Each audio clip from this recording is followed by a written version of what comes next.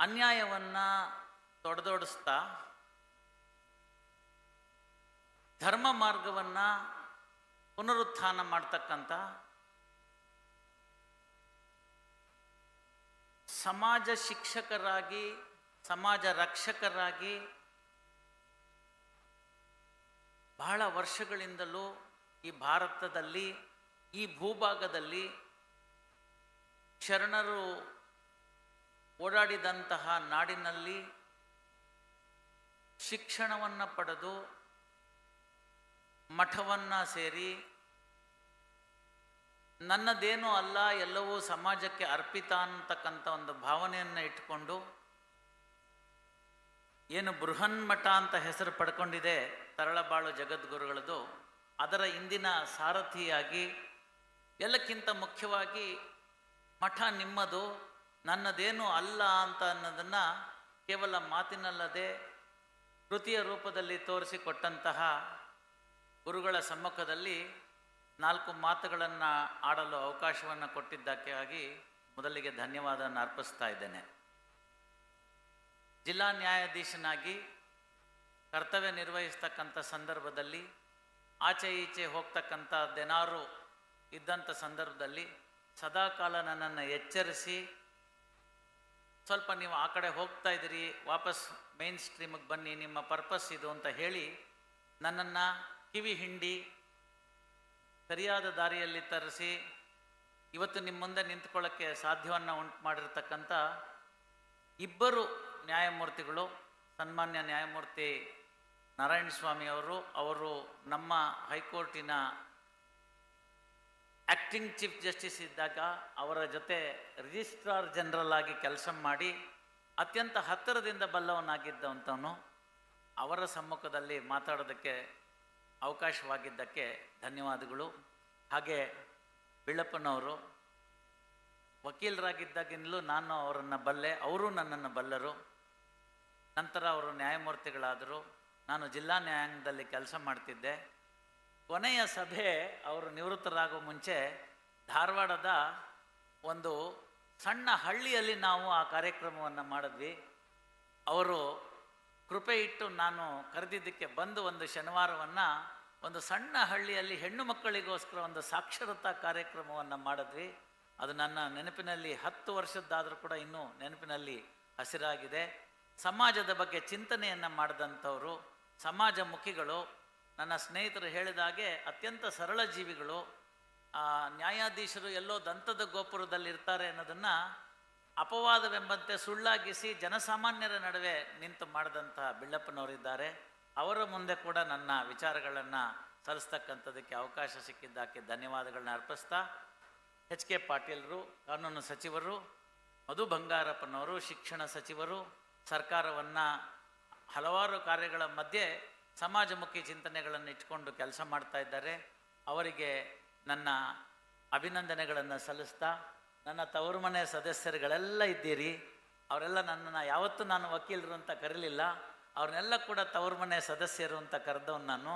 ಯಾಕೆಂದರೆ ಮರಳಿ ಬಾ ಮಣ್ಣಿಗೆ ಅಂತ ಕರೆದಾಗೆ, ಮರಳಿ ಬಾ ತವರಿಗೆ ಅಂತ ಕರೆದ ಹಾಗೆ ಮರಳಿ ಬಾ ಬಾರಿಗೆ ಅಂತ ಈ ಒಂದು ಏನು ಸ್ಥಾನ ಮುಗಿದೋಗುತ್ತೆ, ಆ ನಂತರ ನಾನು ವಾಪಸ್ ಪುನಃ ವಕೀಲರ ಸಮೂಹಕ್ಕೆ ಬರಬೇಕಾಗಿದೆ. ಅದರಿಂದ ಅವರನ್ನು ತವರು ಮನೆ ಸದಸ್ಯರು, ಸಹೋದ್ಯೋಗಿ ನ್ಯಾಯಾಧೀಶರುಗಳು, ಭದ್ರಾವತಿಯಲ್ಲಿ ಈಗಿನ ಹೆಚ್ಚುವರಿ ಶ್ರೇಣಿಯಲ್ಲಿ ಇರತಕ್ಕಂಥವರು ಇಂದಿರಾ ಮೇಡಮ್ ಅವರು, ನಂತರ ಸಂತೋಷ್ ಇದ್ದಾರೆ. ವೇದಿಕೆ ಮುಂಭಾಗದಲ್ಲಿ ನನ್ನ ಸಹೋದ್ಯೋಗಿ ನ್ಯಾಯಾಧೀಶರುಗಳಿದ್ದಾರೆ, ತವರು ಮನೆ ಸದಸ್ಯರುಗಳಿದ್ದಾರೆ, ಪತ್ರಕರ್ತ ಮಿತ್ರರಿದ್ದಾರೆ.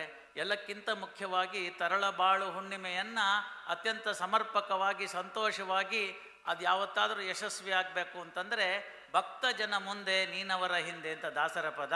ಹಾಗೆ ತಾವೆಲ್ಲರೂ ಇದ್ದೀರಿ. ತಮ್ಮಿಂದ ಉತ್ಸವ, ತಮ್ಮಿಂದ ಜಾತ್ರೆ, ತಮ್ಮಿಂದ ತರಳಬಾಳು ಹುಣ್ಣಿಮೆ, ತಾವು ಕೊಡ್ತಕ್ಕಂಥ ಸಹಾಯ, ತಾವು ಕೊಡ್ತಕ್ಕಂಥ ಸ್ಫೂರ್ತಿ, ಅದರಿಂದ ಗುರುಗಳು ಇಂತಹ ಉತ್ತಮವಾಗಿರ್ತಕ್ಕಂಥ ಧರ್ಮ ಕಾರ್ಯಗಳನ್ನು ನೆರವೇರಿಸೋಕ್ಕೆ ಸಾಧ್ಯವಾಗಿದೆ. ಆರಕ್ಷಾ ಸಿಬ್ಬಂದಿಗಳಿದ್ದೀರಿ, ಇದನ್ನೆಲ್ಲ ನಿರ್ವಹಿಸ್ತಕ್ಕಂಥ ಹಲವು ಶ್ರಮಗಳ ಕೈಗಳಿದ್ದೀವಿ. ಇವುಗಳನ್ನೆಲ್ಲನವನ್ನು ನೆನೆಸ್ಕೊಳ್ತಾ ಎಲ್ರಿಗೂ ಅಭಿನಂದನೆ ಸಲ್ಲಿಸ್ತಾ ನನ್ನ 4 ಅಲ್ಪ ನುಡಿಗಳನ್ನು ಸಲ್ಲಿಸ್ತಾ ಇದ್ದೀನಿ. ಸ್ವಲ್ಪ ಶಿಷ್ಟಾಚಾರದಲ್ಲಿ ವ್ಯತ್ಯಾಸ ಆಗಿದೆ. ನಾನು ಪುನಃ ನಾಳೆ ಇವತ್ತು ರಾತ್ರಿಯೇ ಧಾರವಾಡವನ್ನು ಸೇರಿಕೊಳ್ಬೇಕಾಗಿರೋದ್ರಿಂದ ಗುರುಗಳ ಅಪ್ಪಣೆಯನ್ನು ಪಡೆದು ವಿಚಾರಗಳನ್ನು ಮಂಡಿಸೋನಿದ್ದೀನಿ. ಇವತ್ತಿನ ವಿಚಾರ ತಮಗೆ ತಿಳಿದಿರೋ ಹಾಗೆ ನಮಗೆ ಇರತಕ್ಕಂಥದ್ದು ಕಾನೂನು ಅಥವಾ ನ್ಯಾಯಾಂಗ ಮತ್ತು ಸಮಾಜ ಅಂತ. ನ್ಯಾಯಾಂಗ ಅಂತ ಹೇಳಿಬಿಟ್ರೆ ಅದೊಂದು ದೊಡ್ಡ ಒಂದು ಪದ ಆಗಿಬಿಡುತ್ತೆ. ನ್ಯಾಯ ಮತ್ತು ಸಮಾಜ ಅಂತ ಇಟ್ಕೊಂಡ್ರೆ ಒಂದು ರೀತಿಯಲ್ಲಿ ಸರಿ ಹೋಗುತ್ತೆ. ನ್ಯಾಯಾಂಗ ಅಂದರೆ ಸ್ವಲ್ಪ ಸಂಕುಚಿತ ಮಾಡಬೇಕಾಗಿ ಬರಬಹುದು. ನ್ಯಾಯ ಮತ್ತು ಸಮಾಜ ಅಂತ ಅದನ್ನು ಗುರುಗಳ ಅಪ್ಪಣೆಯನ್ನು ಪಡೆದು ಅದರ ಬಗ್ಗೆ 4 ಮಾತುಗಳನ್ನ ಹೇಳ್ತಕ್ಕಂಥದ್ದು. ಸಮಾಜ ಅಂದರೆ ಏನು ಅನ್ನೋದು ಮೊದಲದು. ಸ್ವಲ್ಪ ನಾವೆಲ್ಲ ಹಿಂದೆ ಹೋಗಿ ನೋಡಬೇಕಾಗುತ್ತೆ. ಈ ಪ್ರಪಂಚಕ್ಕೆ ಮಾನವ ಬಂದಾಗ ಅವನಿಗೆ ಯಾವ ರೀತಿಯಾದ ವಿಚಾರಗಳು ಇರಲಿಲ್ಲ. ಬೇಕಾದಷ್ಟು ಸಂಪತ್ತು ಇತ್ತು, ಮನುಷ್ಯರ ಸಂಖ್ಯೆ ಕಡಿಮೆ ಇತ್ತು. ಹಾಗಾಗಿ ಯಾವುದಕ್ಕೂ ಚಿಂತೆ ಇರಲಿಲ್ಲ, ನಾಳಿನ ಚಿಂತೆ ಇಲ್ಲ.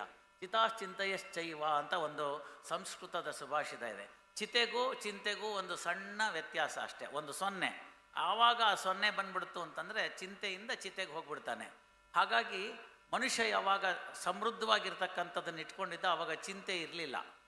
ಯಾವಾಗ ಜನಗಳ ಸಂಖ್ಯೆ ಜಾಸ್ತಿ ಆಯಿತು, ಸಂಪತ್ತು ಕಡಿಮೆ ಆಗ್ತಾ ಬಂತು, ಆಗಾಗ ಕೆಲವು ತೊಂದರೆ ತಾಪತ್ರಯಗಳು ಉಂಟಾದು ಆದಿಮಾನವ ಕಾಲದಿಂದ ಮುಂದುವರ್ತಾ ಬಂತು.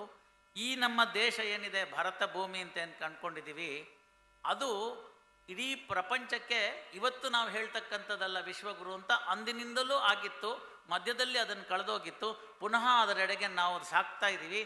ನಮ್ಮೆಲ್ಲರ ಶ್ರಮ, ನಾವು ಇಲ್ಲಿ ಈ ವೇದಿಕೆಯಿಂದ ಮಾತಾಡ್ತಕ್ಕಂಥದ್ದು, ಪುನಃ ಅದನ್ನು ಆಚರಿಸ್ತಕ್ಕಂಥದ್ರಿಂದ ವಿಶ್ವಗುರು ಆಗೋದರಲ್ಲಿ ಸಂದೇಹವಿಲ್ಲ ಅಂತ ಹೇಳ್ತಾ, ವಿಶ್ವಕ್ಕೆ ಧರ್ಮವನ್ನು ಕೊಟ್ಟಂಥ ಮೊದಲನೇ ದೇಶ ಯಾವುದಾದ್ರು ಇತ್ತು ಅಂತಂದರೆ ಅದು ಭಾರತ ರಾಷ್ಟ್ರವಾಗಿತ್ತು. ಹಾಗಾದರೆ ಧರ್ಮ ಅಂದರೆ ಏನು ಅಂತ ಗುರುಗಳು ಹೇಳ್ತಾ ಇದ್ರು. ತಾವೆಲ್ಲ ಚಿಂತಕರು ತಿಳ್ಕೊಳ್ಳಿ. ಇವತ್ತು ಬೇಕಾದರೆ ಈಗ ತಕ್ಷಣ ಗೂಗಲ್ಗೆ ಹಾಕಿ ನೀವು, ಧರ್ಮ ಅನ್ನೋ ಪದಕ್ಕೆ ಬೇರೆ ಯಾವ ಭಾಷೆಯಲ್ಲಿ ಕೂಡ ಸಮಾನಾಂತರ ಪದವಿಲ್ಲ. ಘಂಟಾಘೋಷವಾಗಿ ಹೇಳಬಲ್ಲೆ. ದೂರದ ಮಸ್ಕತ್ ಅಂತಕ್ಕಂಥ ರಾಷ್ಟ್ರದಲ್ಲಿ ಹೋಗಿ ಈ ಮಾತನ್ನು ಹೇಳಿದ್ದೀನಿ, ಹಲವು ಕಡೆಗಳಲ್ಲಿ ಹೇಳಿದ್ದೀನಿ. ನಮ್ಮ ಇಂಗ್ಲೀಷಿನ ತಾಪತ್ರಯ ಹೀಗೆ, ಧರ್ಮ ಅನ್ನೋದನ್ನು ನಾವು ಕೇಳ್ತು ಅಂದರೆ ಅದು ರಿಲಿಜಿಯನ್ ಅಂತ ಟ್ರಾನ್ಸ್ಲೇಟ್ ಮಾಡಿಬಿಡುತ್ತೆ. ರಿಲಿಜಿಯನ್ ಧರ್ಮ ಅಲ್ಲ. ಮೊದಲನೇದಾಗಿ ಇದನ್ನು ತಿಳ್ಕೋಬೇಕು. ಧರ್ಮ ಅಂತಂದರೆ ಏನು ಅಂದರೆ ಧಾರಯೇತಿಥಿ ಧರ್ಮ ಅಂತ. ಧಾರಯೇತಿಥಿ ಧರ್ಮ ಅಂತಂದರೆ ಏನು ಅಂತಂದರೆ, ಒಬ್ಬ ಮನುಷ್ಯ ಇನ್ನೊಬ್ಬ ಮನುಷ್ಯನನ್ನು ಮೊದಲನಾಗಿ ಕಾಣಬೇಕು.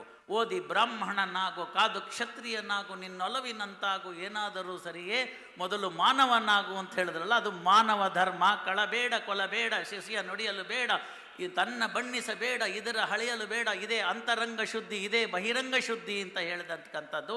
ಇದನ್ನೆಲ್ಲ ಗಮನಕ್ಕೆ ತೆಗೆದುಕೊಂಡಾಗ ನಮಗೆ ಬರ್ತಕ್ಕಂಥದ್ದು ಧರ್ಮ ಅಂದರೆ ಏನು ಅಂತ. ಹಾಗಾದರೆ ಏನು ಸರ್ ಧರ್ಮ ಅಂತ ಹೇಳಿದ್ರೆ, ನೀವು ಸ್ವಲ್ಪ ಮಹಾಭಾರತವನ್ನು ನೋಡಿದ್ರೆ, ಧರ್ಮರಾಯನೇ ಅಂತ ಕರೆಸ್ಕೊಂಡಂಥ ಯುಧಿಷ್ಠಿರನಿಗೆ ಭೀಷ್ಮ ಶರಶಯ್ಯನಲ್ಲಿರ್ತಕ್ಕಂಥ ಸಂದರ್ಭದಲ್ಲಿ ಆಗ ಕೃಷ್ಣ ಹೇಳ್ತಾನೆ, ನೋಡಪ್ಪ ನೀನೇನಾದ್ರು ಧರ್ಮದ ಬಗ್ಗೆ ತಿಳ್ಕೊಬೇಕಾದ್ರೆ ಭೀಷ್ಮ ಅಲ್ಲಿ ಇನ್ನೇನು ಸಾಯ್ತಾ ಇದ್ದಾನೆ, ಶರಶಯ್ಯನಲ್ಲಿದ್ದಾನೆ. ಇನ್ನೊಂದು 2-3 ದಿವಸಗಳಲ್ಲಿ ಅವನ ಇಚ್ಛಾಮರಣಿ, ಉತ್ತರಾಯಣ ಬಂದಿದೆ, ತೀರಿ ಹೋಗ್ಬಿಡ್ತಾನೆ. ಧರ್ಮದ ಬಗ್ಗೆ ಬೇಕಾದರೆ ಕೇಳಿ ಹೋಗು ಅಂತ ಹೇಳಿ ಯುಧಿಷ್ಠಿರನನ್ನೆಲ್ಲ ಕಳಿಸ್ತಾನೆ. ಯುಧಿಷ್ಠಿರ ಧರ್ಮರಾಯನ ಹತ್ರ ಹೋಗಿ ಕೇಳ್ತಾನೆ, ಹೀಗಾಗಿದೆಯಲ್ಲಪ್ಪ ಧರ್ಮ ಅಂದರೆ ಏನು ಅಂತ. ಆಗ ಯುಧಿಷ್ಠಿರ ಹೇಳ್ತಾನೆ, ಧರ್ಮವನ್ನು ಈ ಪುಟ್ಟ ಬಾಯಿಂದ ಏನು ಹೇಳಪ್ಪ ಯುಧಿಷ್ಠಿರ ಅಂತ. ಭೀಷ್ಮನ ಕಥೆಯೇ ಹಾಗಾಗಿದ್ರೆ ನಿಮ್ಮ ಕಥೆ ಹಾಗಿರಬೇಕು. ಹಾಗಾದರೆ ಧರ್ಮ ಏನು ಸಾರ್ ಅಂತ ಕೇಳ್ತು ಅಂತಂದರೆ, ಮೊಟ್ಟ ಮೊದಲನೇದಾಗಿ ನಮಗೆ ಸಿಗ್ತಕ್ಕಂಥದ್ದು ಜಾಯಮಾನೋ ಭವತಿ ತ್ರೈಋಣಾಹ ಅಂತ. ಏನು ಅಂತಂದರೆ, ಮನುಷ್ಯ ಹುಟ್ಟನೆ 3 ಸಾಲಗಳನ್ನು ಪಡ್ಕೊಂಡು ಹುಟ್ತಾನೆ ಅಂತ. ಯಾವ್ಯಾವ ಸಾಲಗಳು ಅಂತಂದರೆ ದೈವ ಋಣ ಅಂತ. ಯಾರ್ಯಾರು ದೇವರನ್ನು ನಂಬ್ತೀರಿ ಅವ್ರಿಗೆಲ್ಲರಿಗೂ ಕೂಡ ದೇವರು ಅಂತಂತಂದರೆ ನಮ್ಮ ಕಲ್ಪನೆ ಏನಿದೆ, ಒಂದು ವೆಂಕಟೇಶ್ವರನ ಮೂರ್ತಿಯೋ, ಗಣೇಶನ ಮೂರ್ತಿಯೋ, ಪಾರ್ವತಿ ಮೂರ್ತಿಯೋ, ದುರ್ಗಿ ಮೂರ್ತಿಯೋ, ಆಂಜನೇಯನ ಮೂರ್ತಿಯೋ, ಅದಲ್ಲ ದೇವರು ಅಂತಂದರೆ. ನಮಗಿಂತ ಪವರ್ಫುಲ್ ಆಗಿರ್ತಕ್ಕಂಥ ಒಂದು ಸರ್ವಶಕ್ತನಿದ್ದಾನೆ. ಆ ಶಕ್ತನಿಗೋಸ್ಕರ, ಆ ಒಂದು ಸೂಪರ್ ಪವರ್ಗೋಸ್ಕರ ಅಂತಕ್ಕಂಥದ್ದನ್ನು ನನ್ನ ಭೂಮಿಗೆ ತಂದಂಥದಕ್ಕೆ ದೈವಋಣ ಅಂತ. ನನ್ನನ್ನು ಇಲ್ಲಿಗೆ ನಿಲ್ಲಿಸಿದಂಥವ್ರು, ನಿಮ್ಮನ್ನೆಲ್ಲ ಈ ಭೂಮಿಗೆ ತಂದಂಥವ್ರು, ಇಂಥವ್ರಿಗೆಲ್ಲರನ್ನು ತಂದಂಥವ್ರು ತಂದೆ ತಾಯಿಗಳು.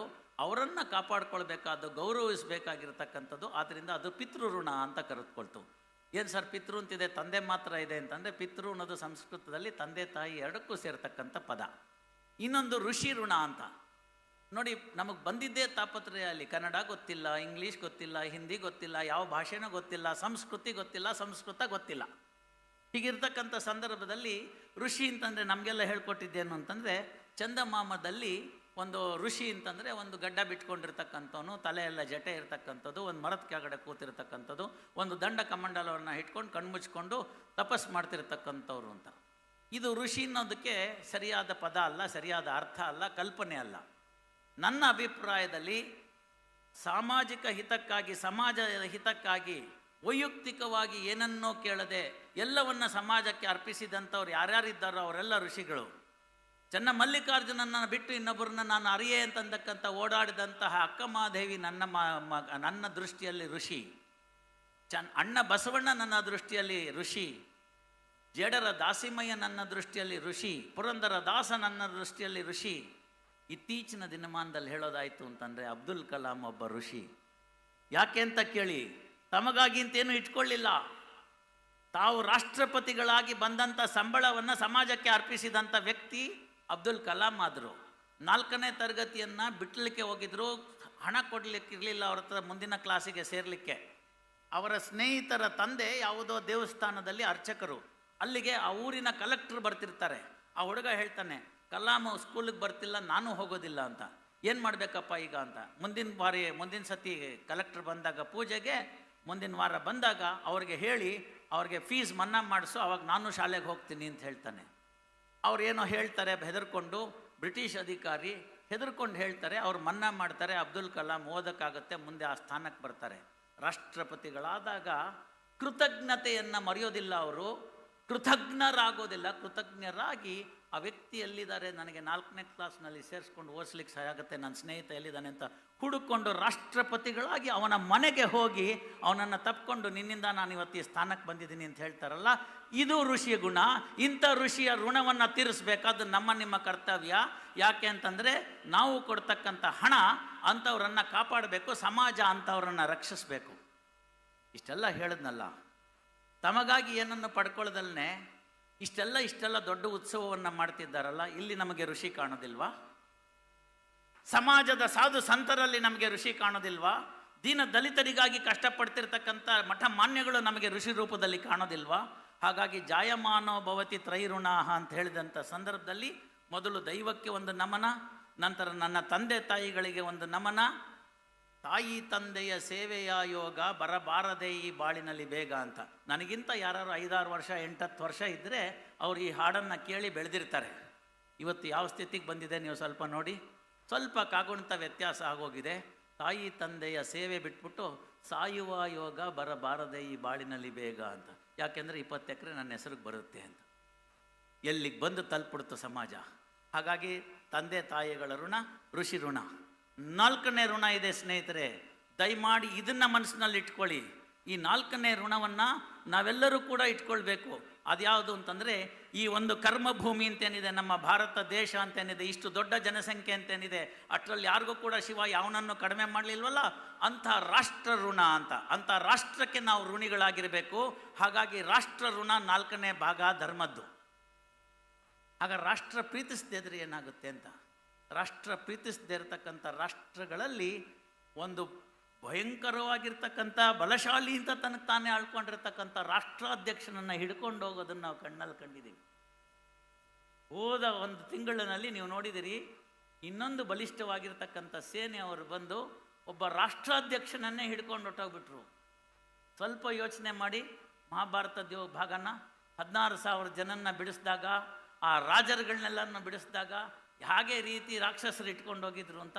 ಆ ರಾಕ್ಷಸ ಗುಣವನ್ನು ತಗಲಿಸ್ಬೇಕಾದ್ರೆ ಪ್ರಜೆಗಳು ಕೂಡ ನಿರ್ಜೀವರಾಗಿದ್ದು, ನಿರ್ಲಜ್ಜರಾಗಿದ್ದರು ಅಂತ ಅನ್ಸಲ್ವ ನಿಮಗೆ?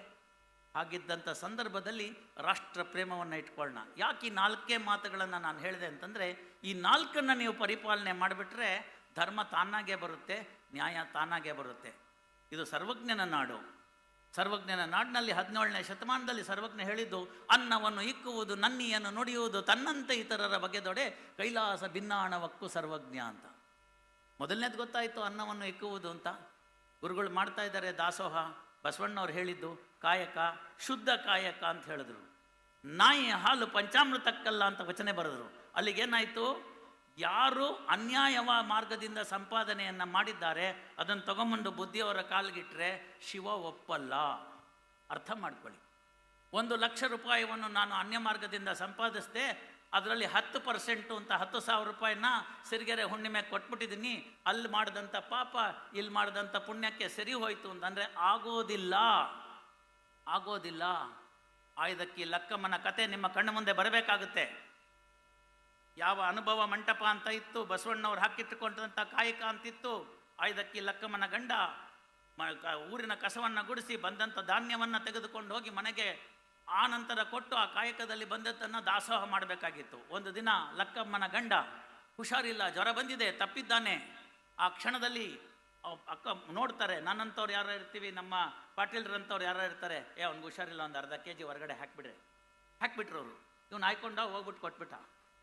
ಲಕ್ಕಮ್ಮ ಒಂದು ಮಾತು ಕೇಳ್ತಾಳೆ, ಸ್ನೇಹಿತರೆ ಅರ್ಥ ಮಾಡ್ಕೊಳ್ಳಿ, ಎಲ್ಲ ನನ್ನ ಮಾತೆಯರು ಇದನ್ನು ಅರ್ಥ ಮಾಡ್ಕೋಬೇಕು.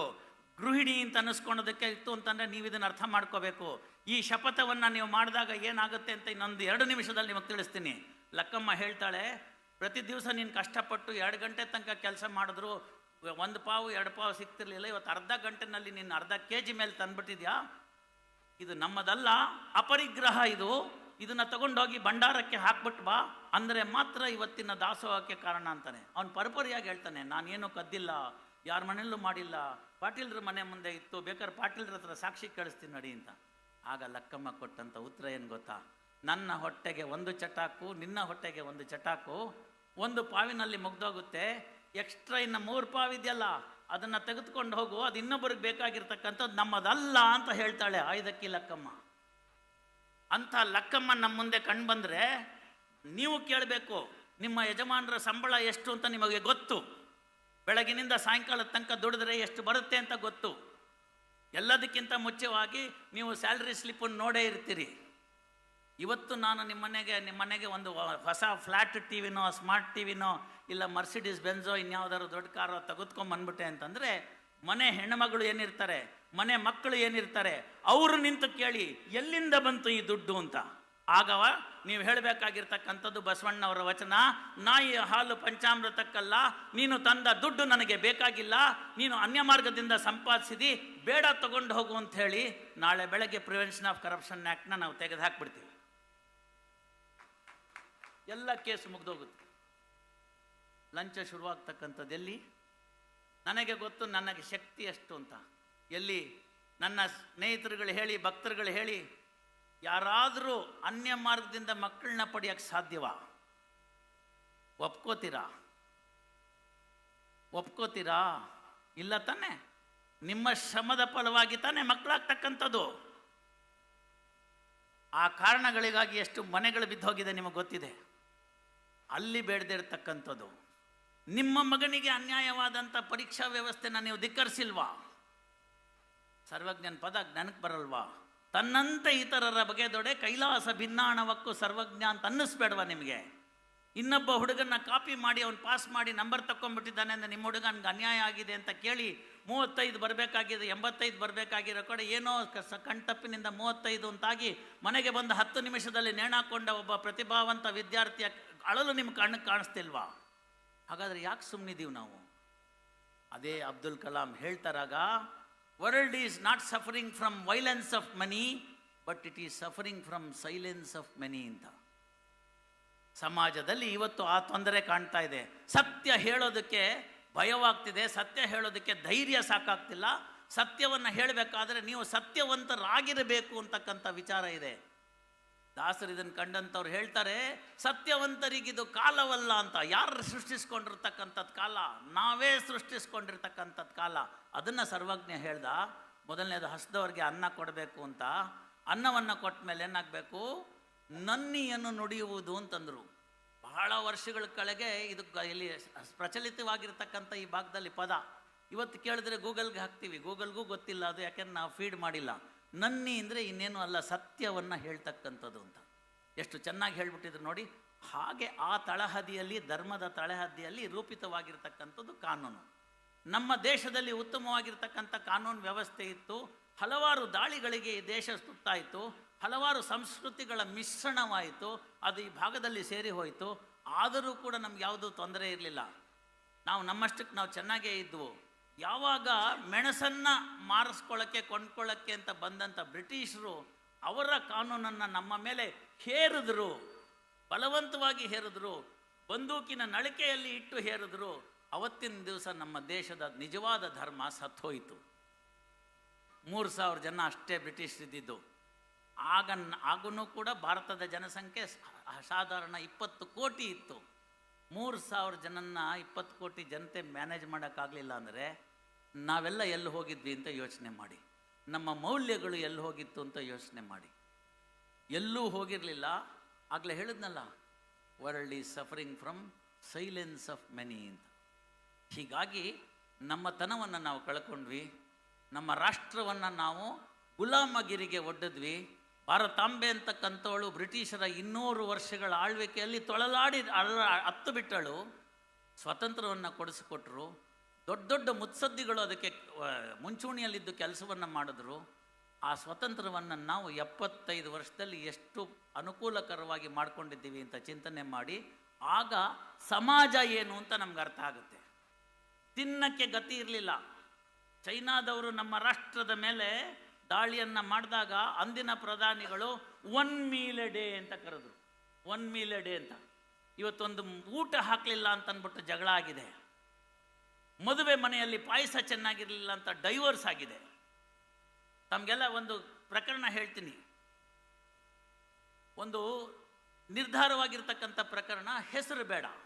ನೆರೆಯ ಆಂಧ್ರ ಪ್ರದೇಶದಲ್ಲಿ ಇರ್ತಕ್ಕಂಥದ್ದು ಒಂದು ಉತ್ತಮ ಸ್ಥಾನದಲ್ಲಿರ್ತಕ್ಕಂಥ ವ್ಯಕ್ತಿ. ಅದು ರಿಪೋರ್ಟೆಡ್ ಜಜ್ಮೆಂಟ್, ಅದರಿಂದ ಏನು ತಪ್ಪಿಲ್ಲ ನಾನು ಹೇಳೋದ್ರಲ್ಲಿ. ಬೆಳಗ್ಗೆ ಮದುವೆ ಆಗುತ್ತೆ. ಮದುವೆ ಸಂದರ್ಭದಲ್ಲಿ ಕಂಕಣ ಕಟ್ಟುವಾಗಲೋ ತಾಳಿ ಕಟ್ಟುವಾಗಲೋ ಏನು ಆ ಹೆಣ್ಣು ಮಗಳನ್ನು ಸ್ಪರ್ಶ ಮಾಡಿದ್ದ ಗಂಡ ಅಷ್ಟೇ. ಸಾಯಂಕಾಲಕ್ಕೆ ಬೀಗರು ಚಪ್ಪಲಿಲಿ ಹೊಡ್ಕೊಂಡು ಬಿಡ್ತಾರೆ. ಗುರುಗಳು ಹೇಳಿದ್ರು 30 ವರ್ಷ ಅಂತ, ಅದರಲ್ಲಿ 40 ವರ್ಷ ಕೇಸ್ ನಡೆಯುತ್ತೆ.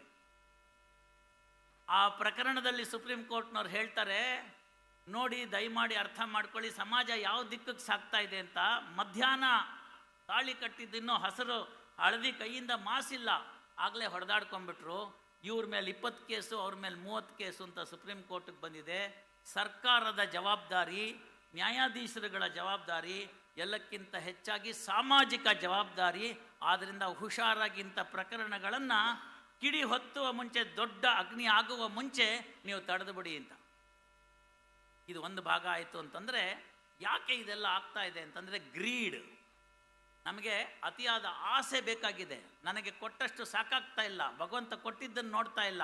8th ವಂಡರ್, 8ನೇ ಅದ್ಭುತ ಯಾವುದು ಅಂತ ನೀವು ಯಾರಿಗಾರು ಕೇಳಿದ್ರೆ ಎಲ್ಲ ಗೂಗಲ್ ಸರ್ಚ್ ಮಾಡ್ತೀರಿ, ತಾಜ್ ಮಹಲ್ ಬರ್ಬೋದೇನೋ ಅಂತ. ಅಲ್ಲ ಸ್ನೇಹಿತರೆ, 8ನೇ ಒಂದು ಅದ್ಭುತ ಅಂತಂದರೆ, ತಾವೆಲ್ಲ ನಾಳೆ ಬೆಳಗ್ಗೆ ಎದ್ದೇಳ್ತಿರಲ್ಲ, ಎದ್ದಾಗ ಹುಡ್ಕಾಡ್ತಿರಲ್ಲ, ಕರಾಗ್ರೆ ವಸತೆ ಲಕ್ಷ್ಮಿ ಹೊರಟೋಯ್ತೀಗ, ತಕ್ಷಣ ಬೇಕಾಗಿರತಕ್ಕಂಥದ್ದು ಮೊಬೈಲು, ಅದೆಲ್ಲಿದೆ ಅಂತ ಹುಡ್ಕೋಕ್ಕೆ ಕಣ್ಣು ಬಿಡ್ತಿರಲ್ಲ, ಕಣ್ಣು ಕಾಣಿಸುತ್ತಲ್ಲ, ಅದು 8ನೇ ಅದ್ಭುತ. ಮಂಚದಿಂದ ಕೆಳಗಡೆ ಇಳಿತಿರಲ್ಲ, ಕಾಲು ಸಹಕರಿಸುತ್ತಲ್ಲ, ಲಕ್ವ ಹೊಡೆದಿಲ್ವಲ್ಲ, ಅದು 8ನೇ ಅದ್ಭುತ. ಕೆಳಗಡೆ ಕೂಗಿರ್ತಕ್ಕಂಥದ್ದು ಹಾಲು ಬಂದಿದೆ ಅಂತ ಬೆಲ್ ಮಾಡ್ತಾನಲ್ಲ, ಅವಾಗ ನಿಮಗೆ ಕೇಳಿಸಿ ಕೆಳಗಡೆ ಹೋಗಿ ಹಾಲು ತಗೋತಿರಲ್ಲ, ಕೈಕಾಲು ಸಹಕಾರ ಮಾಡುತ್ತಲ್ಲ, ಇದು 8ನೇ ಅದ್ಭುತ. ಯಾಕೆ ಅಂತಂದರೆ ಭಗವಂತ ಕೊಟ್ಟಿರ್ತಕ್ಕಂಥ ಎಲ್ಲ ಅಂಗಾಂಗಗಳು ಚೆನ್ನಾಗಿದೆ ಅನ್ನೋದೇ 8ನೇ ಅದ್ಭುತ. ಇದನ್ನು ಅರ್ಥ ಮಾಡ್ಕೊಳ್ಳಿ. ಸಮಾಜ ಇದನ್ನು ಯಾವತ್ತು ಅರ್ಥ ಮಾಡ್ಕೊಳ್ಳುತ್ತೆ, ಅವತ್ತು ಸಮಾಜದಲ್ಲಿ ಹಸಿವು ಇರೋದಿಲ್ಲ. ನನ್ನ ಹಸಿವು ಪಕ್ಕದವನ ಹಸಿವು, ನನಗೆ ಆದಂಥದ್ದು ನೋವು ಪಕ್ಕದವನಿಗೆ ಆದಂಥ ನೋವು ಅನ್ನೋದು ಯಾವತ್ತು ಮನುಷ್ಯನಿಗೆ ಬರುತ್ತೆ, ಅವತ್ತಿನ ದಿವಸ ಇನ್ನೊಬ್ಬನಿಗೆ ನೋವನ್ನು ಉಂಟು ಮಾಡೋದಿಲ್ಲ. ಇನ್ನೊಬ್ಬನಿಗೆ ಬೇಕಾಗಿರ್ತಕ್ಕಂಥದ್ದನ್ನು ತಗೋದಿಲ್ಲ ಅಂತಂದರೆ ಅದು ಅಪರಿಗ್ರಹ ಅಂತಾಗುತ್ತೆ, ಅದು ಧರ್ಮದ ಭಾಗ ಆಯಿತು. ಇವೆಲ್ಲವನ್ನು ಎಲ್ಲಿ ಕಾಣ್ತೀವಿ ಸರ್ ನಾವು ಅಂತಂದರೆ, ಇದನ್ನೆಲ್ಲನೂ ಕೂಡ ಮುತ್ಸದ್ದಿಗಳು ಸೇರಿದ್ರು. ಯಾವ ನಮ್ಮ ರಾಷ್ಟ್ರಕ್ಕೆ ಸ್ವಾತಂತ್ರ್ಯ ಬಂತು, ಆಗ ನಮ್ಮನ್ನು ಆಳ್ವಿಕೆ ಮಾಡ್ತಿರ್ತಕ್ಕಂಥ ಗೌರ್ಮೆಂಟ್ ಆಫ್ ಇಂಡಿಯಾ ಆ್ಯಕ್ಟ್ ಅಂತೇನಿತ್ತು, ಅದು ಮುಗಿದೋಗಿತ್ತು 37ನೇ ಇಸ್ವಿನಲ್ಲಿ. ನಮಗಾಗಿ, ನಮ್ಮ ದೇಶಕ್ಕಾಗಿ ಒಂದು ಕಾನೂನು ಬೇಕಾಗಿತ್ತು. ಆ ಕಾನೂನನ್ನು ರೂಪಿಸ್ಕೊಳ್ಳೋದಕ್ಕೋಸ್ಕರ ಪ್ರಪಂಚದಲ್ಲಿರ್ತಕ್ಕಂತಹ ಬೇರೆ ಬೇರೆ ಒಂದು ಬರಹದಲ್ಲಿರ್ತಕ್ಕಂಥದ್ದು ಯಾವ್ಯಾವ ಸಂವಿಧಾನಗಳಿದ್ದವೋ ಅದನ್ನೆಲ್ಲ ತರಿಸ್ಕೊಂಡ್ರು. ಅದರ ಜೊತೆಗೆ ನಮ್ಮ ದೇಶದ ಉದ್ದಗಲಕ್ಕೆ ಇರ್ತಕ್ಕಂಥ ಮುತ್ಸದ್ದಿಗಳನ್ನು ಸೇರಿಸ್ಕೊಂಡ್ರು. ಸಮಾಜ ಸೇವಕರಿದ್ದರು, ಕಲೆಗಳಲ್ಲಿ ಶ್ರೇಷ್ಠತೆಯನ್ನು ಹೊಂದಿರತಕ್ಕಂಥವ್ರಿದ್ದರು, ಸಮಾಜದಲ್ಲಿರ್ತಕ್ಕಂಥ ವಿಜ್ಞಾನಿಗಳಿದ್ದರು, ವೈದ್ಯರಿದ್ದರು, ಹೆಣ್ಣು ಮಕ್ಕಳುಗಳು ಇದ್ದರು. ಇವರನ್ನೆಲ್ಲ ಸೇರಿಸ್ಕೊಂಡು ಅಂಬೇಡ್ಕರ್ ಅವರ ನೇತೃತ್ವದಲ್ಲಿ ಸಂವಿಧಾನವನ್ನು ರಚಿಸಿದ್ರು. ಸುಮಾರು ವರ್ಷಗಳ ಕಾಲ ಚರ್ಚೆ ವಿಚರ್ಚೆಗಳಾಯಿತು. ಯಾವುದು ನಮ್ಮ ದೇಶಕ್ಕೆ ಯೋಗ್ಯವಾದದ್ದು ಅಂತ ಕೇಳಿ ಚರ್ಚೆ ನಡೆಸಿ ಅದನ್ನು ಭಾರತದ ಸಂವಿಧಾನ ಅಂತ ಕೊಟ್ಟರು. ಸ್ನೇಹಿತರೆ, ಒಂದು ಭಾಗ ಹೇಳ್ತಾ ಇದ್ದೀನಿ, ನೇರವಾಗಿ ತಿಳ್ಕೊಂಬಿಡಿ. ನನಗೆ ನನ್ನ ಹಿಂದೂ ಧರ್ಮ ಮುಖ್ಯ, ಅದಕ್ಕಾಗಿ ನಾನು ಮಹಾಭಾರತವನ್ನು ಓದ್ತೇನೆ, ರಾಮಾಯಣವನ್ನು ಓದ್ತೇನೆ, ಭಗವದ್ಗೀತೆಯನ್ನು ಓದ್ತೇನೆ, ತಪ್ಪಿಲ್ಲ. ಇಲ್ಲಿ ನೋಡಿ, ನಿಮಗೆ ಗೊತ್ತಾಗುತ್ತೆ. ಸರ್ವಧರ್ಮ ಗ್ರಂಥಗಳು ಅಂತ ಇಟ್ಟಿದ್ದಾರೆ ಗುರುಗಳು. ಒಬ್ಬರು ಸಿಖ್ ಇರ್ತಾರೆ, ಅವ್ರಿಗೆ ಗ್ರಂಥ ಸಾಹಿಬ್ ಮುಖ್ಯ ಆಗುತ್ತೆ. ಮುಸಲ್ಮಾನರು ಇರ್ತಾರೆ, ಅವ್ರಿಗೆ ಕುರಾನ್ ಮುಖ್ಯ ಆಗುತ್ತೆ. ಕ್ರಿಶ್ಚಿಯನ್ ಬಂಧುಗಳಿದ್ದಾರೆ, ಅವರಿಗೆ ಬೈಬಲ್ ಮುಖ್ಯವಾಗುತ್ತೆ. ನಿಮ್ಮ ಗ್ರಂಥಗಳು ಯಾವ್ಯಾವುದು ನಿಮಗೆ ಮನಸ್ಸಿಗೆ ಬರುತ್ತೋ ಅದನ್ನೆಲ್ಲ ಇಟ್ಕೊಳ್ಳಿ. ಶಿವಪುರಾಣವನ್ನು ಓದಿ, ಲಿಂಗಾಷ್ಟಕವನ್ನು ಹೇಳಿ, ಬೇಕಾದ ಮಾಡಿ, ಎಲ್ಲವನ್ನ ಮಾಡಿ.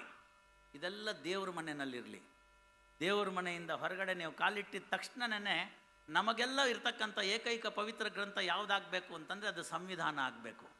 ಆವತ್ತಿನ ದಿವಸ ನೋಡಿ, ತಾನಾಗೇನೆ ಸಮಾಜ ಮತ್ತು ನ್ಯಾಯಾಂಗಕ್ಕಿರ್ತಕ್ಕಂಥ ಸಂಘರ್ಷ ಕಡಿಮೆ ಆಗಿಬಿಡುತ್ತೆ.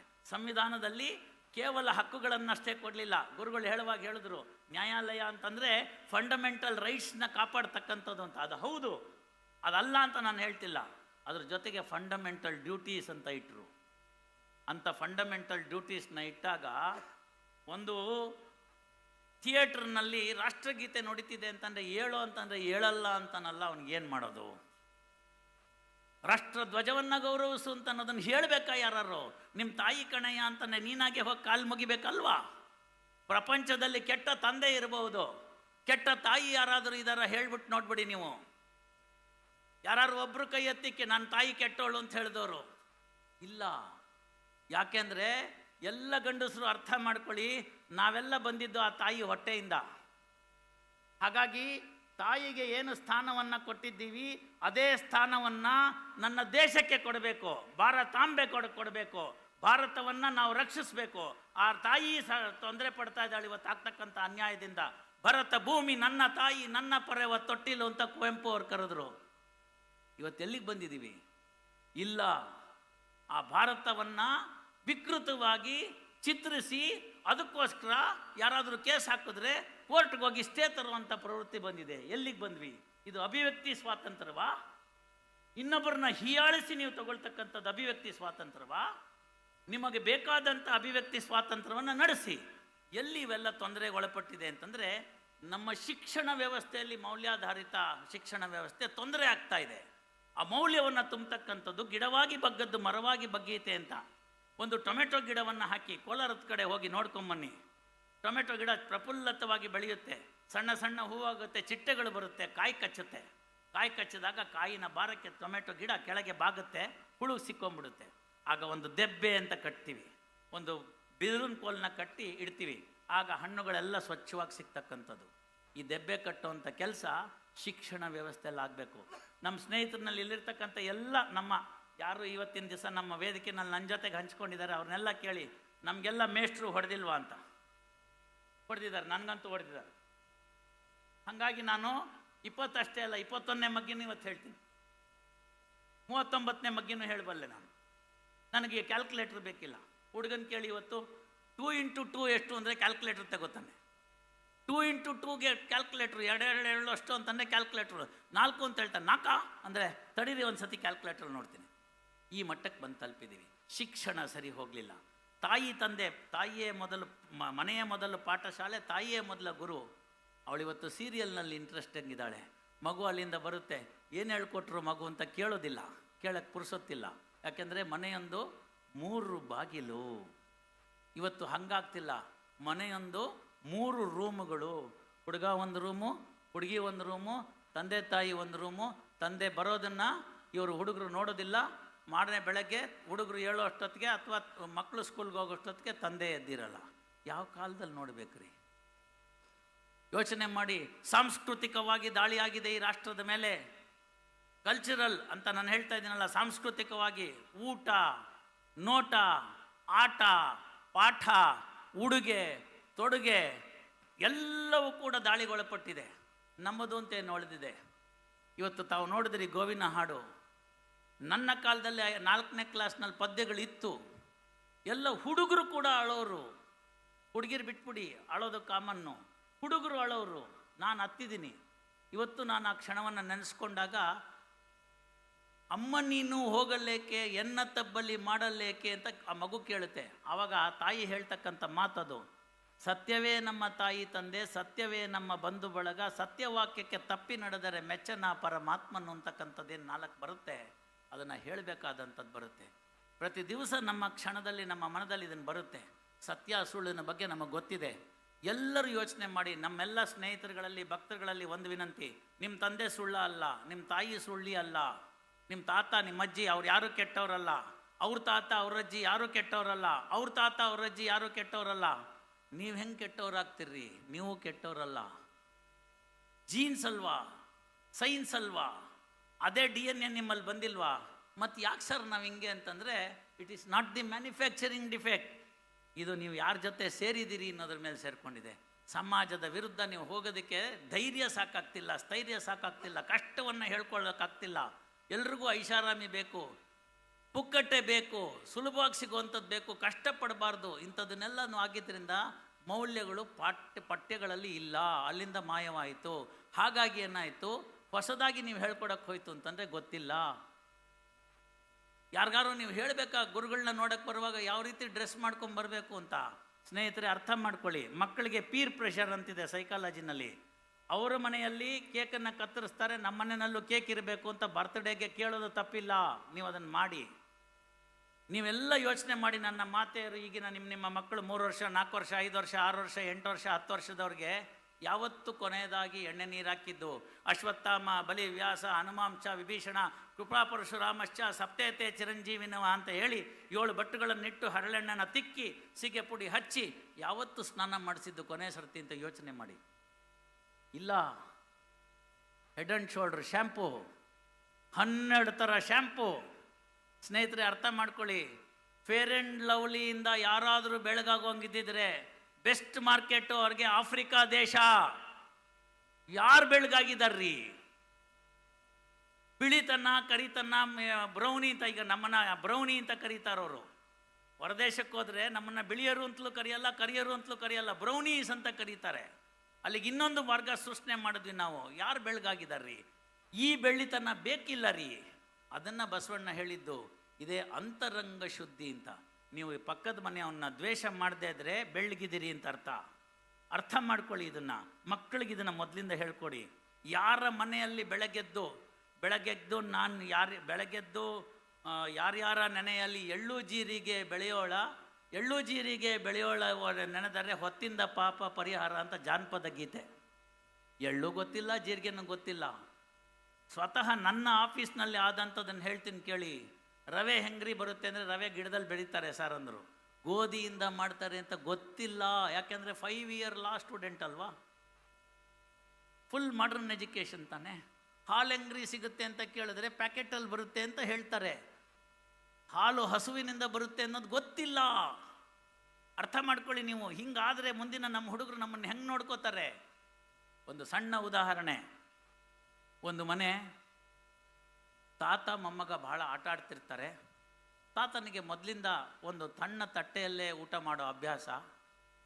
ಗಂಡ ಹೆಂಡತಿ ಮೊಮ್ಮಗ ತಾತ ಒಂದು ಅಪಾರ್ಟ್ಮೆಂಟ್ಗೆ ಹೋಗ್ತಾರೆ. ತಾತಂಗೋಸ್ಕರ ಅಂತ ಎಕ್ಸ್ಟ್ರಾ ಇರಲಿ ಅಂತ ಒಂದು ಎಕ್ಸ್ಟ್ರಾ ರೂಮ್ ಇರತಕ್ಕಂಥ 4 ಬೆಡ್ರೂಮ್ ಅಪಾರ್ಟ್ಮೆಂಟ್ ತೆಗೆದುಕೋತಾರೆ.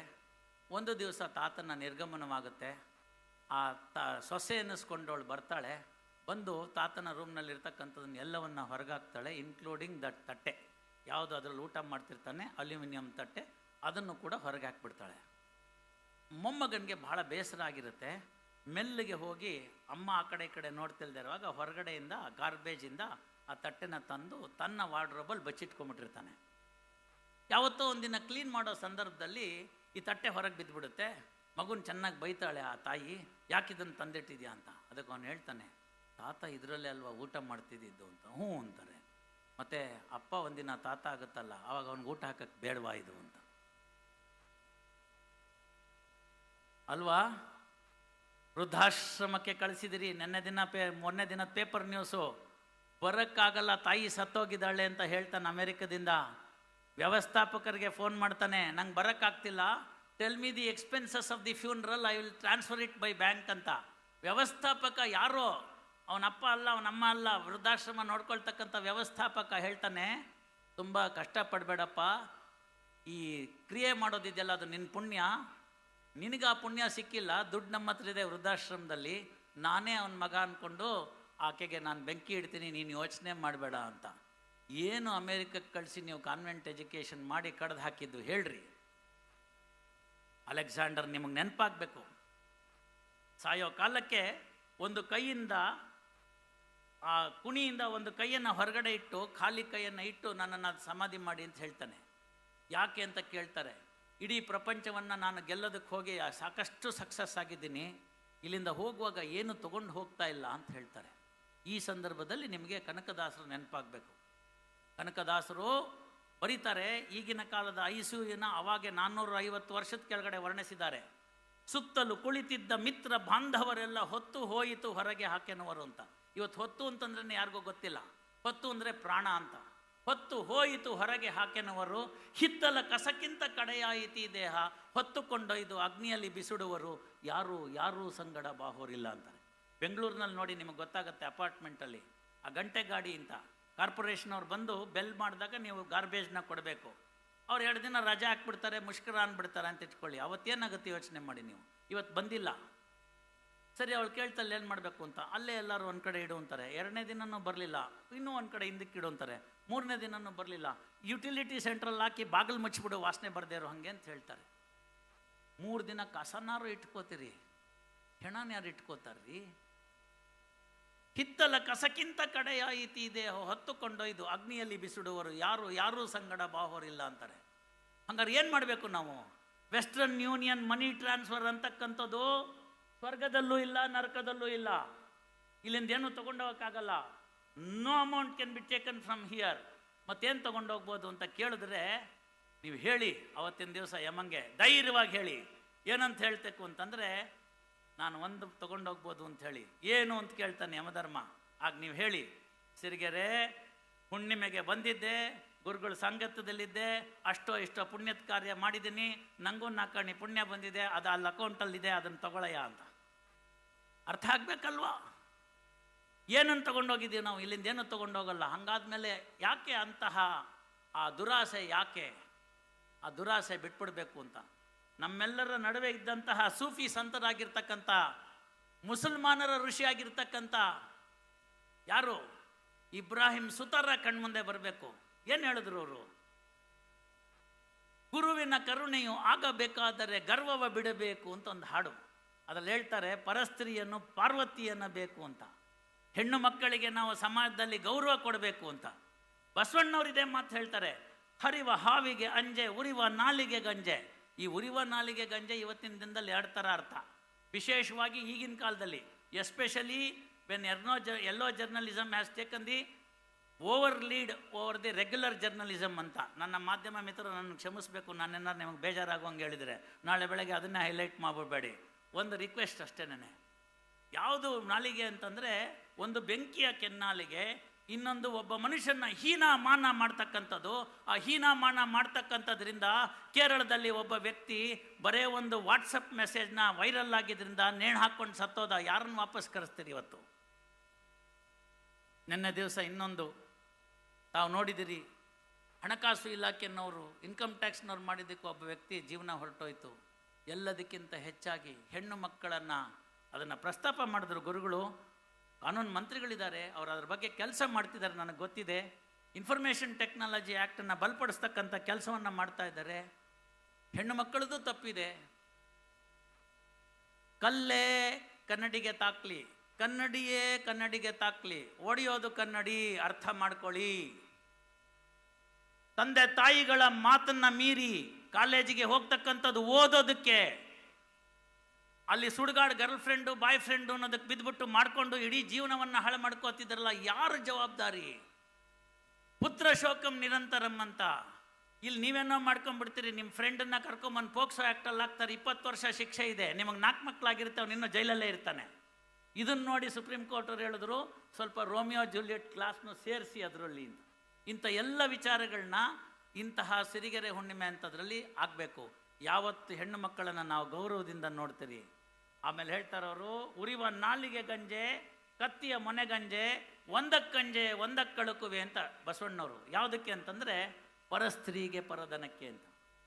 ಇವೆರಡನ್ನು ತೆಗೆದಾಕ್ಬಿಡಿ ನೋಡ್ರಿ. ನಾನು ಪರಸ್ತ್ರೀನ ತಾಯಿ ಅಂತೆ ನೋಡ್ತೀನಿ ಅಂತ ಹೇಳಿ, ಪರಧನವನ್ನು ನನ್ನದಲ್ಲ ಅಂತ ನೋಡ್ತೀನಿ ಅಂತ ಹೇಳಿ, ಎಲ್ಲ ಅರ್ಧ IPC ಅಫೆನ್ಸು ತೆಗೆದಾಕ್ಬಿಡ್ಬೋದು. ನ್ಯಾಯಾಂಗದ ಹೊರೆ ತನ್ನಿಂದ ತಾನೇ ಕಡಿಮೆ ಆಗೋಗ್ಬಿಡುತ್ತೆ. ಇದು ನಾನು ಮಾಡ್ತಾ ಇರ್ತಕ್ಕಂಥದ್ದು ಒಂದು ದೊಡ್ಡ ಕೆಲಸ.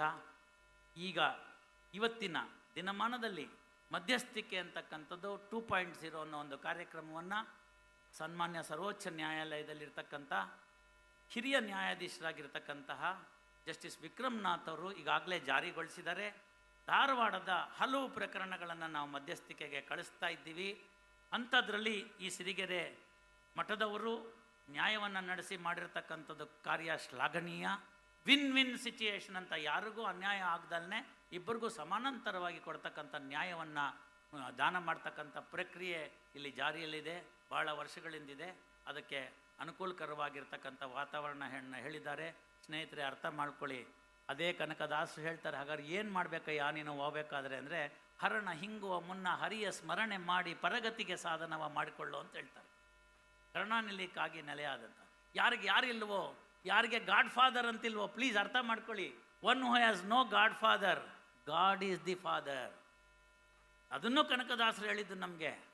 ಏನು ಹೇಳ್ತಾರೆ? ತಲ್ಲಣಿಸದಿರು ಕಂಡ್ಯ ತಾಳು ಮನ್ನವೇ ಅಂತ.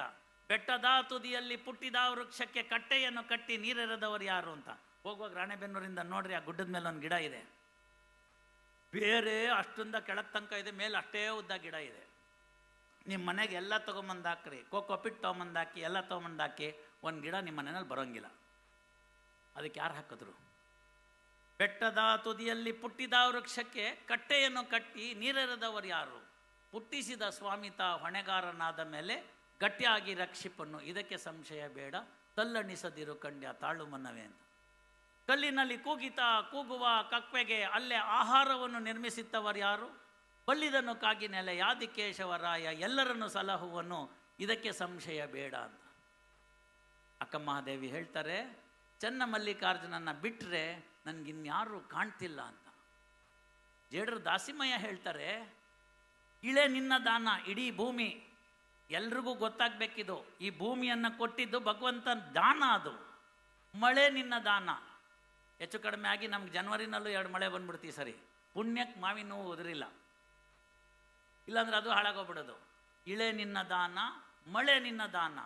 ಆ ಮುಂಗಾರು ಮಾರುತವನ್ನು ಕರ್ಕೊಂಬರ್ಬೇಕಲ್ಲ, ಮೆಟ್ರಲಾಜಿಕಲ್ ಡಿಪಾರ್ಟ್ಮೆಂಟ್ ಅವರು ಸಾವಿರಾರು ರೂಪಾಯಿ, ಲಕ್ಷಾಂತರ ರೂಪಾಯಿ ಖರ್ಚು ಮಾಡಿ ಮೇಲಿಂದ ಉಪಗ್ರಹದಿಂದ ನೋಡ್ತಾ ಇದ್ದಾರಲ್ಲ ಗಾಳಿ ಯಾವ ಕಡೆಗೆ ಹೋಗ್ತಾ ಇದೆ ಅಂತ. ಅದು ಎಲ್ಲಿನೋ ಎಫೆಕ್ಟೋ, ಇನ್ನೊಂದು ಎಫೆಕ್ಟೋ, ಅದರಿಂದ ಮುಂಗಾರು ಡಿಲೇ ಆಗುತ್ತೋ, ಜಾಸ್ತಿ ಬಂದ್ಬಿಡುತ್ತೋ, ಅರ್ಲಿ ಬರುತ್ತೋ, ಎಲ್ಲ ಚಿಂತೆ ಮಾಡ್ತಿರ್ತೀವಲ್ಲ. ಅದೆಲ್ಲ ಯಾವ ಉಪಗ್ರಹ ಎಲ್ಲಿನೋ ಎಫೆಕ್ಟ್ ಇಲ್ಲದೆ ಇರೋ ಕಾಲದಲ್ಲಿ ಭಗವಂತ ಕಾಲಕ್ಕೆ ಕೊಡ್ತಿರ್ಲಿಲ್ವ ಮಳೆನ? ಬೀಸೋ ಸುಳಿ ಗಾಳಿಯು ನಿನ್ನ ದಾನವಯ್ಯ, ನಿನ್ನ ದಾನವನ್ನುಂಡು ಅನ್ಯರನ್ನು ಪೊಗಳುವ ಕುನ್ನಿಗಳೇ ನಾ ಬಿಡೆ ರಾಮನಾಥ ಅಂತ ಜೇಡ್ರ ದಾಸಿಮಯ್ಯ. ಯಾಕಿದನ್ನೆಲ್ಲ ಹೇಳ್ತಾ ಇದ್ದೀನಿ ಅಂತಂದರೆ, ನಾನು ಮಾಡಿದೆ ಅನ್ನೋ ಒಂದು ಹುಚ್ಚಿರುತ್ತಲ್ಲ, ಅದನ್ನು ಬಿಟ್ಬಿಡ್ಬೇಕು. ಎಲ್ಲರೂ ನಮ್ಮವರು, ಇವ ನಾರವ ಅನ್ನದಿರಯ್ಯ, ಇವ ನಮ್ಮವ ಅಂತಂದರೆ ವಿಶ್ವ ಭ್ರಾತೃತ್ವದ ಸಂಕೇತ ಬರುತ್ತೆ. ವಿವೇಕಾನಂದರು ಅದನ್ನು ಅಮೆರಿಕದಲ್ಲಿ ಹೇಳಿದ್ರು. ಸಿಸ್ಟರ್ಸ್ ಆ್ಯಂಡ್ ಬ್ರದರ್ಸ್ ಅಂತ ಕರೆದಾಗ 2 ನಿಮಿಷಗಳ ಕಾಲ ನಿಂತು ತರತಾಡನ್ನು ಮಾಡಿದರು.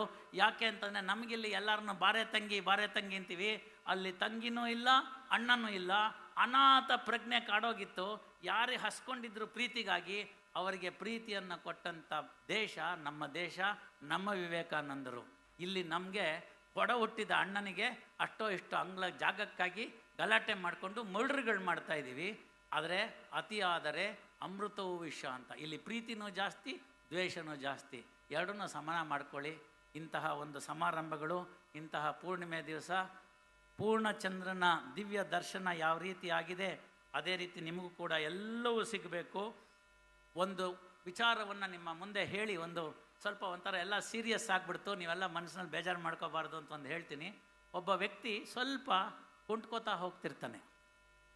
ಅಲ್ಲಿ 3 ಜನ ವೈದ್ಯರು ಇರ್ತಾರೆ, ದೂರದಿಂದನೇ ನೋಡ್ತಾರೆ, ಎಲ್ಲ MD ಅದು ಇದು ಎಲ್ಲ ಮಾಡಿರೋರು. ಒಬ್ಬನು ಹೇಳ್ತಾನೆ, ಅವನಿಗೆ ಮೋಸ್ಟ್ಲಿ ಆ್ಯಂಕಲ್ನಲ್ಲಿ ಪ್ರಾಬ್ಲಮ್ ಆಗಿರಬೇಕು, there may be hair line fracture ಅಂತ. ಇಮಿಡಿಯೇಟ್ಲಿ ಇನ್ನೊಬ್ಬ ಡಾಕ್ಟರ್ ಹೇಳ್ತಾನೆ, no it's a nervous disability, ನರ ಎಳೆದುಬಿಟ್ಟಿದೆ, ಅದಕ್ಕೆ ಕಾಲು ಕುಂಟ್ಕೊಂಡು ಹೋಗ್ತಾ ಇದ್ದಾನೆ ಅಂತ. ಮತ್ತೊಬ್ಬ ಡಾಕ್ಟರ್ ಹೇಳ್ತಾನೆ, ನೀವಿಬ್ಬರು ತಪ್ಪು, ನಾನು ಅಮೇರಿಕಾದಲ್ಲಿ ಓದಿದ್ದೀನಿ, ಅವ್ನಿಗೆ ಅವೆರಡೂ ಆಗಿಲ್ಲ, ಕಾಲಿನಲ್ಲಿ ಹುಟ್ಟನೇ ಪ್ರಾಬ್ಲಮ್ ಇದೆ, ಅದಕ್ಕೆ ಎಳೆದೆಳೆದು ಕಾಲು ಆಗ್ತಾ ಇದ್ದಾನೆ ಅಂತ. ಸರಿ, 3 ಜನನೂ ಹೋಗ್ಬಿಟ್ಟು ಅವನ್ನೆಲ್ಲ ಟೆಸ್ಟ್ ಮಾಡೋಣ ಅಂತ ಕೇಳ್ತಾರೆ. ಏನಾಗಿದ್ಯಪ್ಪ ಅಂತ.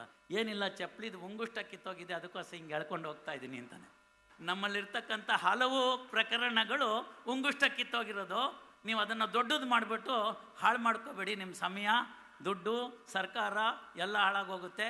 ಕೇಳ್ಬೋದು ನಿಮಗೆ, ಇದೆಲ್ಲ ತೆಗೆದುಬಿಟ್ರೆ ನಾಳೆ ಬೆಳಗ್ಗೆ ನೀವು ಅನ್ಎಂಪ್ಲಾಯ್ಡ್ ಅಲ್ವಾ ಸರ್ ಅಂತ. ಆಗಲಿ, ನಾನು ಅನ್ಎಂಪ್ಲಾಯ್ಡ್ ಆದರೂ ಪರವಾಗಿಲ್ಲ, ನಿಮ್ಮ ಕಷ್ಟ ನಷ್ಟಗಳೆಲ್ಲ ನೆರವೇರ್ಬಿಟ್ಟು ಸರ್ವರಿಗೂ ಸುಖಪಾಲು ಸಮಪಾಲು ಸುಖಪಾಲು ಇತ್ತು ಅಂತಂದರೆ ನಾನು ಅನ್ಎಂಪ್ಲಾಯ್ಡ್ ಆದರೂ ಪರವಾಗಿಲ್ಲ ಅಂತ ಹೇಳ್ತಾ ಇಷ್ಟು ಅವಕಾಶವನ್ನು ಕೊಟ್ಟು ಶಾಂತ ರೀತಿಯಿಂದ ನನಗೆ ಮಾತಾಡೋಕ್ಕೆ ಅವಕಾಶ ಮಾಡಿದಂಥ ತಮ್ಮೆಲ್ಲರಿಗೂ, ಗುರುಗಳಿಗೂ ನನ್ನ ಶಿರಸಾಷ್ಟಾಂಗ ನಮನಗಳನ್ನು ಸಲ್ಲಿಸಿ, ಇನ್ನೂ ಮಾತಾಡಲಿಕ್ಕಿತ್ತು, ನನಗೆ ಹೋಗಲಿಕ್ಕೂ ಇದೆ, ಕರ್ತವ್ಯದ ನಿಷ್ಠೆ. ಹಾಗಾಗಿ ಇಲ್ಲಿಗೆ ಮಾತನ್ನು ಮುಗಿಸ್ತಾ ಇದ್ದೀನಿ. ಎಲ್ರಿಗೂ ಧನ್ಯವಾದಗಳು.